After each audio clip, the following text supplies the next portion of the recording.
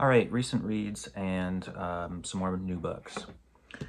So for 24, so far I've read 3 books, all Neal, and those are the 3 books that make up the Spatterjay Trilogy, which is The Skinner, The Voyage of the Sable Ke, and Orbus.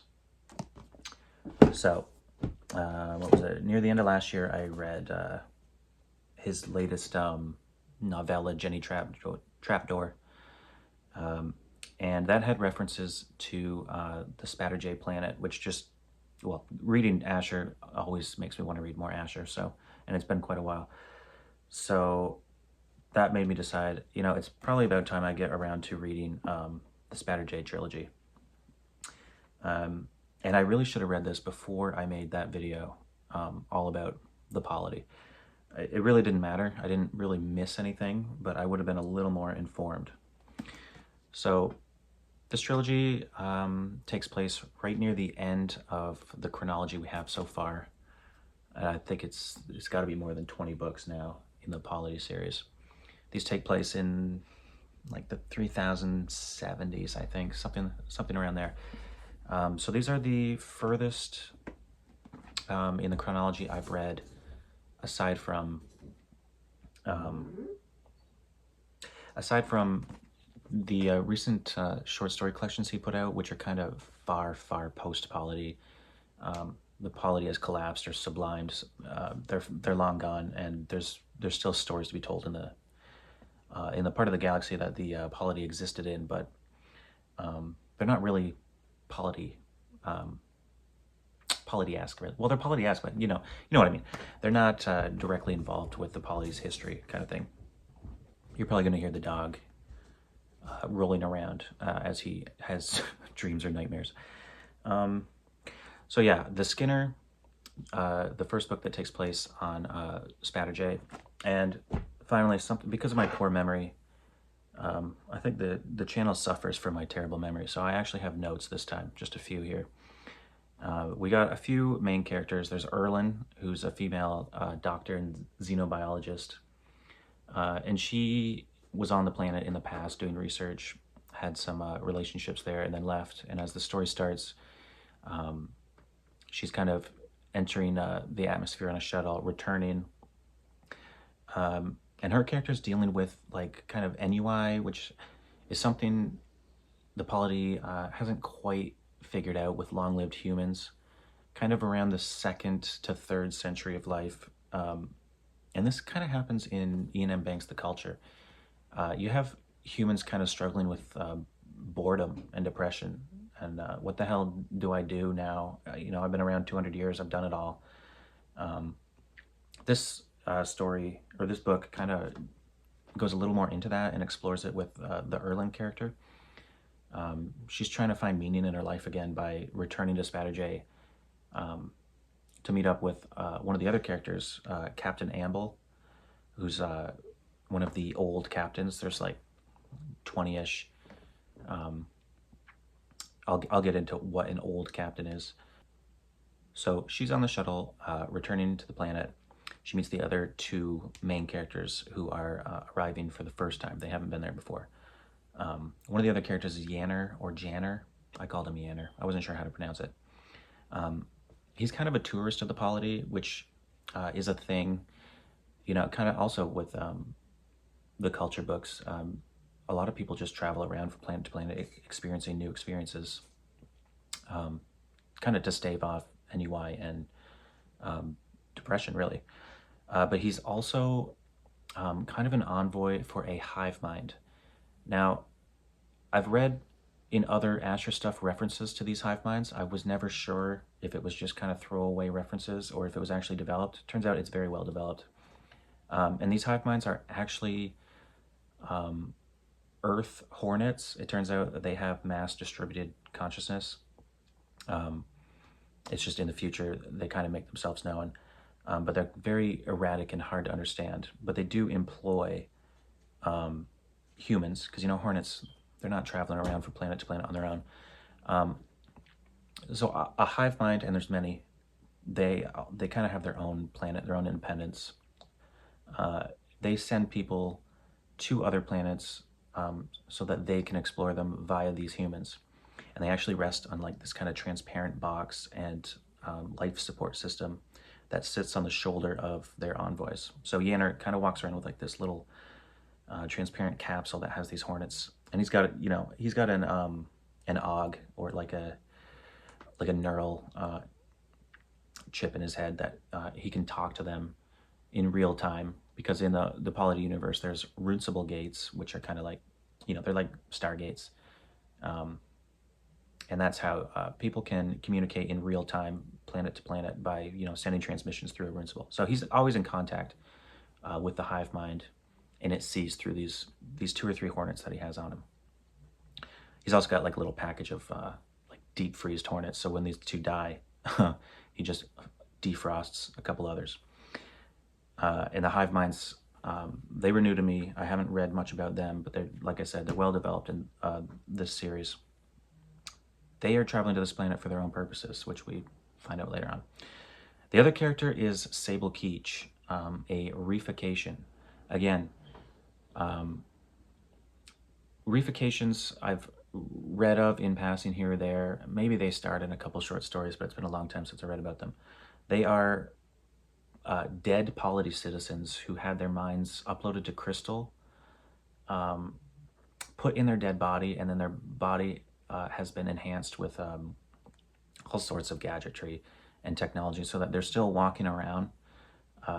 There's lots of pumps and stuff keeping their body from decomposing. They still have their consciousness, but they are a dead body.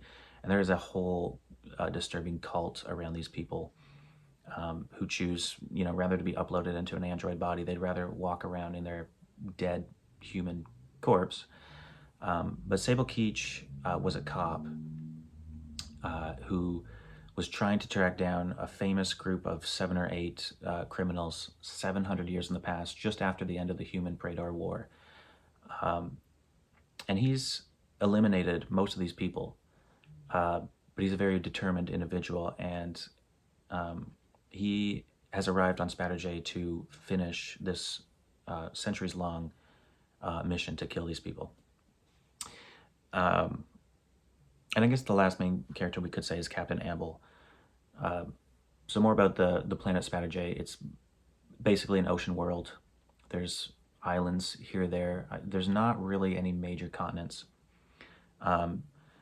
This planet is on the outskirts of the polity, so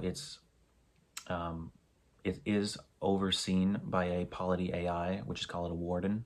But the polity will not necessarily, like, once you leave the polity island kind of thing, the polity AI is not going to intervene to save your life or to stop crimes. It just observes, because this world has not fully been incorporated into the polity yet.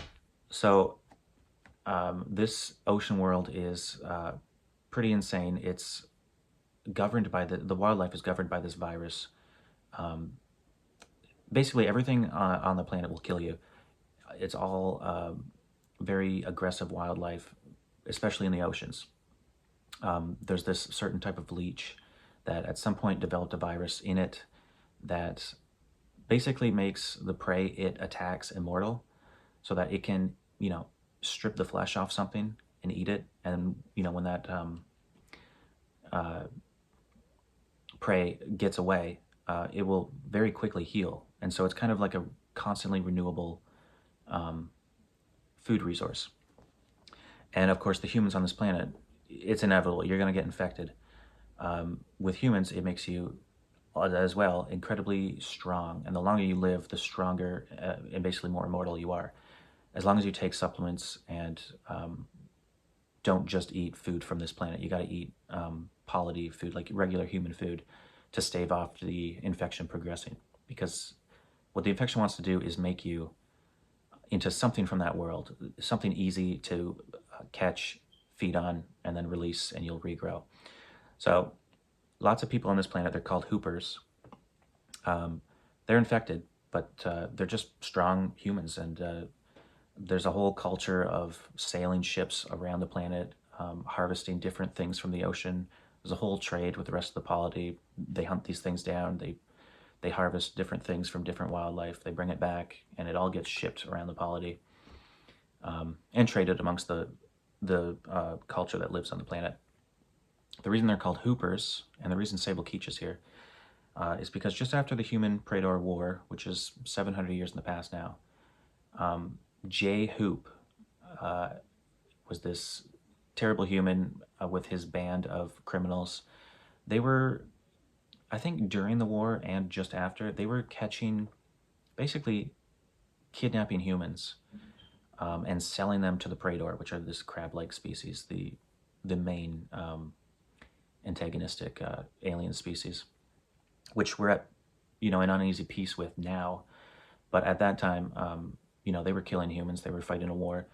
J. Hoop and his people were rounding up humans and selling them to the Praetor, so the Praetor could basically mind wipe them and turn them into like mindless servants and stuff. And J. Hoop and his crew were fleeing the polity, trying to avoid capture. And they came across Spatterjay. Like, they literally discovered this planet themselves. They went into hiding. They eventually got infected by the virus. Came to learn it made them incredibly strong. And this ended up having huge benefits for the Praetor, because the Praetor, one of their things is coring a human being, which is ripping out their brain and nervous system, and thralling them, which is putting in like a controlling device, basically takes over their body, makes them a mindless slave. But a regular human being rarely survives that. It's like 1 in 10 would survive that. But with the Spatterjay virus, 10 out of 10 survive because their bodies are incredibly strong and resistant to damage. So now Praetor can send these human blanks, into war against humans, or just use them for their own purposes. So J. Hoop and his crew of 7, there's 8 of them total, including him.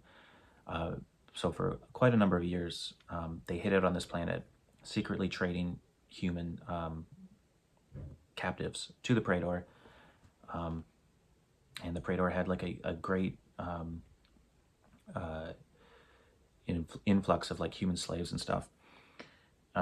Eventually, the war ends. They keep trading for a while, but it eventually ends up that the polity finally track them down.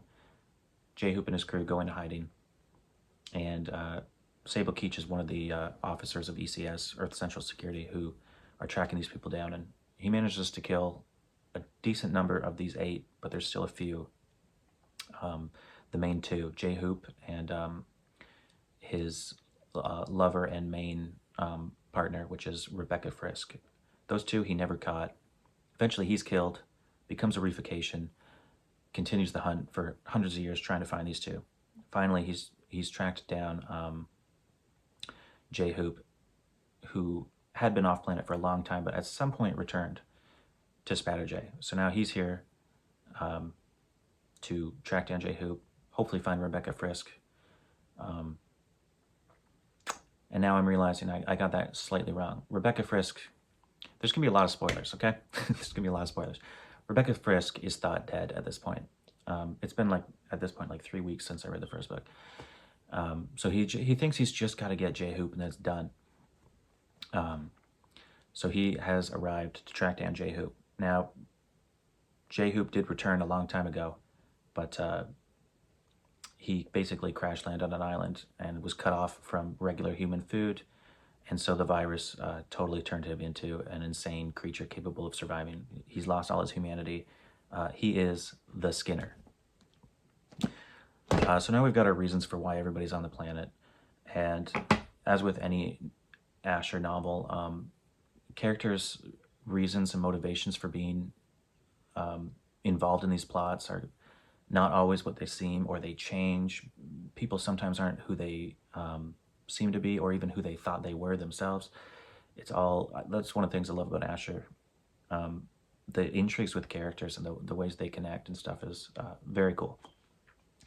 So these characters meet up and end up combining forces. So yeah, you've got Erlin, this old doctor. Not that she's, old. She appears like she's 25, just like most people in the polity, even though she's hundreds of years old. Her and Neander team up to kind of track down Captain Amble. The old captains are a group of men who there might be some female captains, there probably is, who had survived, like the very few who survived the end of J-Hoop and his crew before they fled from the polity. These were like the last group of guys who didn't end up in slavery. So they'd been infected for so long, they're quite strong, and they kind of set up their own trade. They had ships built, lesser hoopers, you know, less people who are less old but still infected. They joined up with them, and they created this whole culture of traveling the oceans, you know, fishing, harvesting, hunting for different resources and stuff. So that's basically how the whole Spatterjay ecosystem works. And Captain Amble is one of those captains. That's who's Erlin's after, because she has a history with him. And it all comes to a head near the end as they try to track down J-Hoop and Rebecca Frisk, who turns out is not dead. 5 out of 5. Loved it. Should have read it a long time ago. The Voyage of the Sable Ke. I'm not going to go into as much detail with the other two. At some point in the Skinner, again, big spoilers here, Sable Ke, even though he's dead, he was nearly destroyed, and he took a very risky route using nanotechnology to basically try to come to life again. It was a last resort because it almost certainly would not work. But something about the planet and the circumstances he was in caused him to survive this nanotechnological, like biological nano shit. It all worked. It brought him back to life. Now, other reifications have kind of deified him, and they have traveled to the planet led by this crazy leader of the dead, basically, who's dead himself, whose name, let me think here, I think it's Tanner or something. Taylor Block. He's led all these dead reifications to the planet Spatterjay 10 years later, on a quest to basically follow in the footsteps of Sable Ke, try to do exactly what he did, and hopefully they'll all come to life. Again, in the world of the polity, you can just have your mind uploaded to like a number of mediums. You could be uploaded basically into a biological clone of yourself, but these people are fanatics. They believe in having their own corpse reanimated, just the way it worked for Sable Ke. So Taylor Block arrives with all his dead crew or followers and has this giant ship built, names it the Sable Ke, and they try to follow along on the path that Sable Ke took. Meanwhile, back in the Skinner, a Praetor had arrived to kind of tie up some loose ends from a few centuries ago. And that didn't really work out for that Praetor, but one of his direct descendants was left, went into hiding, has survived, and of course the Spatterjay virus has turned that young Praetor into something very different. And now he's trying to get off planet to survive. Again, all these threads tie in really cool and directly influence Orbus, the third book in the trilogy, which I probably liked the most. And the reason I don't like this trilogy as much as the other books in the polity is because they're mostly planet bound. I really like, you know, the spacecraft, the different planets and environments, stuff like that. And we have more of that on Orbus. Lots of different spacecraft and stopping off at different space stations and tracking stuff down. So Orbus is one of the captains from Spatterjay. He's very messed up, psychologically not right after events in the first two books. And he's kind of taken over a spacecraft that does trade kind of on the outskirts of the polity. And he's just trying to get away from all of the events from the past two books.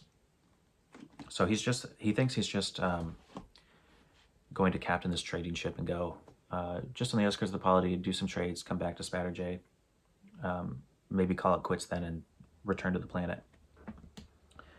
And he's teamed up with, well, he's not teamed up with Sniper, which is a polity drone who played some major events in the first two books. who I totally forgot to mention, but polity drone in the shape of, yeah, I can't remember what you call the creature that Sniper's high-tech drone body resembles, but I'll put a picture up. In the first book, he was basically like a chrome lobster, but that body was destroyed. And it took him 10 years to import a new body, and it's a different looking body, but he stowed away, thinking that some of his actions are going to get from the previous books are going to get him into some trouble with the polity, so he stowed away on Captain Orbus's ship. And this is what I love about Neal Asher's polity AIs. They're always manipulating shit, even to one another. Sniper thinks he's made all these choices himself, but he's actually been maneuvered by the higher AIs to be exactly where he is, as is Orbus. He thinks he's made all these decisions, but really he was subtly pushed because the polity needs these two in the graveyard, which is the area between Praetor and human space. It's kind of like a no man's land. Neither faction can have like a military presence there. But of course, the polity AIs, if they need to get something done, they will covertly send people in, even if those people are unaware that they are covert agents of the polity.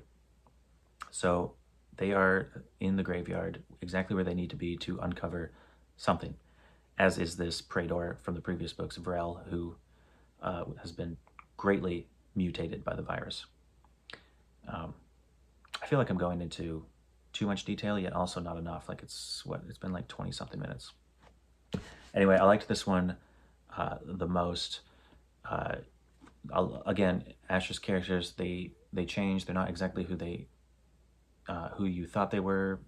Someone you thought was an enemy or you're not supposed to like ends up being someone you come to care for or care about. And that was certainly the case with Vrel, the Praetor, who became infected with the virus and escaped. I had no idea. There are major revelations in this book that have major consequences to the whole world building of the polity and how the Praetor kingdom stands. You learn some major things about the entire history of the Praetor race, stuff I never knew about, but I'm sure there were many references to in the other books. It's crazy that Asher wrote this trilogy at the same time he was writing the first five, well, the only five Cormac books. He kind of wrote those two series in between in a span of years, which I can't believe. It would be such a headache to keep all these plots straight. But yeah, I had no idea going in that the Spatterjay books were going to have such a influence on how events form and shape the whole world building of the polity. So it was very cool. There were a lot of revelations about the Praetor species and how that entire race works. There was even an appearance by the Jane, which is an ancient race, long extinct, but anytime their tech is found, it kind of revives and is incredibly deadly. In other books, you learn how the Jane basically manufactured a weapon, a nanobiological weapon that basically destroyed themselves. But there's still parts of them lying out there or tech long abandoned. And the Jane are very closely tied to the Spatterjay virus in ways, such a cool way. I don't really want to spoil that part. Of course, if you're interested and you're still watching, you've already been spoiled with certain things. But the way he has the virus tied to the Jane race is very, very cool. And how these old Jane soldiers resurrect a million years in the future and just immediately get on with their programming and what they do. Very, very cool. Asher writes high-tech stuff, high-tech war, high-tech biology, high-tech systems and drones and stuff just better than anyone else that I've read. I love his flavor of what he does. I love it so much. So this was also a 5-star. I absolutely love this. I don't think I want to say too much. There was a lot I was going to talk about, but yeah, why spoil it? Great trilogy, has far-reaching consequences for the rest of the series, and I'm sure I would have read along the way because even though these are chronologically right near the end of the polity's history so far, they were written pretty damn early. So a lot of what comes after is referring back to this. There's references, a lot of stuff I would have missed in the past. At this point, I've read the majority of the polity. There's still the Jane trilogy, which starts with the soldier, the warship, and the human. I have not read this trilogy. It takes place earlier than this, but was written later, so it's going to have lots of ties, I'm sure. Most of what I know about the Jane occurred with the Agent Cormac books, which still, I think those 5, they're all blurred together. Some were not as good as others, but that 5-book series is my favorite, I think, still. I love that stuff, probably because it's what I first read. Not of Asher, though. I read a non-polity trilogy he wrote, which I was only just on, and I, for whatever reason, decided to give him another chance, and absolutely blew my mind when I read Grid-Linked. So, all right, I've probably talked enough about that. I left out so much. I had planned to talk about Orbus a lot more, but I think I set up the world building plenty if you're interested in Asher or the Spatterjay stuff. You could read this trilogy first without reading anything else. Yeah, you could read it just fine. You don't, most of Asher's stuff you can read out of order, totally fine. I probably wouldn't read these books as standalone though. I would definitely read them as a trilogy. Although the first one, the Skinner, you could read that on its own just fine. All right, let's get to these new books here. This is going to be a long video. I got Pat Frank's Alas, Babylon, a book I already had, but when we got the dog just over a year ago, he chewed it up. Has a great inscription in the front that I did not notice. Has this woman, previous owner's name, if found, please return to address or phone number. And then at the bottom it says, please do not steal, and that means you, Davey. I think it says Davey, maybe Dave. So please do not steal, and that means you, Davey. So I like that, it's funny.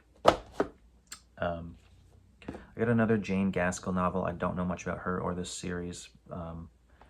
Seth, who's a commenter, who watches some of my videos, gave me a little bit of history about it. And from what I can tell, I haven't looked any of these up yet. This may be a sort of prequel to her Atlan books, which I'm not going to be able to reach the other one. It might be a prequel. It's somehow related to the series of hers that has like Atlantis and Mu. I'm intrigued by these, but I got to find a few more before I bother getting into them. Something I've rarely seen, a Chad Oliver novel. I've read 3 of his novels, but they were in a Nesfa Press omnibus, which I can't reach right now, but I like his stuff. This is Giants in the Dust. It must be my only actual paperback of his I have. Sounds like a modern day man put on like a primitive world kind of thing. The synopsis does not sound good, but I've read enough Chad Oliver to know that it's probably quite decent. Here's one I know nothing about, The Legend of Myri by Zach Hughes. It just had a very intriguing synopsis.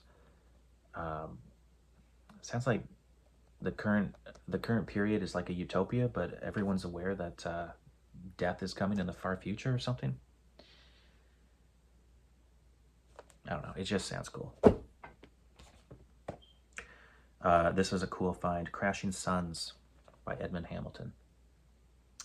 This is one of those smaller Ace paperbacks. From 1965, it's 5 stories. I believe it's 5 different stories. I don't think it's different chapters. It's 5 stories about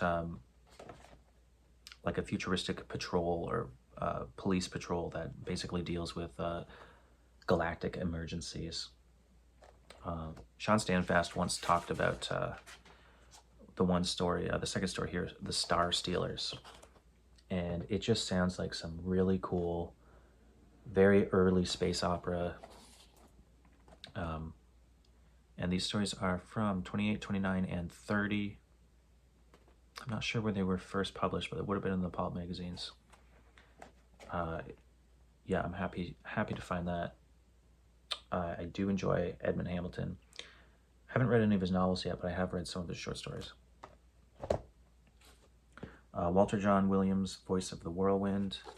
I think this is connected to his better known Hardwired. I believe, I think it's a sequel, but not necessarily like a direct sequel. Christopher Raleigh, The Black Ship. This also, I think, is part of a series, and I don't think it's the first book. It's a Del Rey. It's got a map in it, and it looks like it's from '85, and that this is a first edition. With cover from Ralph McQuarrie, the guy who did a lot of Star Wars concept art, I believe. Adrian Tchaikovsky, Dogs of War. LA Booksellers recommended this one a lot. Still have Bearhead, which I can't remember if that's related to this or not. There's a little picture of it on the back arriving in the mail, but it's coming from the UK, so don't know when I'll get that. Then I have 2 other Tchaikovskys coming today, but I wanted to get this video made and hopefully edited and put up before I go to work. So I wasn't going to wait for those. I'll put up pictures. I believe it's Expert Systems Brother, which is a novella by Tor. I accidentally bought the sequel to that last year, so now I'll have both and I can finally read them. And Made Things, which is, I think, a story about like sentient puppets or something. I haven't heard anyone mention that one, but Dogs of War seems to be highly regarded by Steve at LA Bookseller. I thought this was a novella, did not do my research. It's 345 pages, so not sure when I'll get to it, but looking forward to that. And then the last one here, I recently found the second book in this trilogy by Ian Watson, and it sounded really intriguing, and I thought I'm going to have to track down the other books online or something. I'll never find them. And then I got lucky and I found this omnibus. It's a book club edition. It's called The Books of the Black Current, which, much like the paperback, has some great cover art. Not as good, but excellent cover art. And this combines the Book of the River, the Book of the Stars, and the Book of Being. It sounds like some crazy science fiction fantasy. It takes place on some sort of planet with a sentient river that I think chooses the main character and sends her on a quest or something. Don't know much about it. It just sounded really good. All right, I think I really went into both more detail and maybe not enough detail for the Asher stuff than I expected. But yeah, I absolutely love Neal Asher's stuff. Probably going to take a break for him for a while and get on to something else of his later in the future. I think I'm going to give this a try tonight while I'm at work. I talked about this a while back. Xenogenesis, Miriam Allen DeFord, short stories. It sounds like they're probably quite thought-provoking and like well-written, at least from the few reviews I read and from the way it's marketed.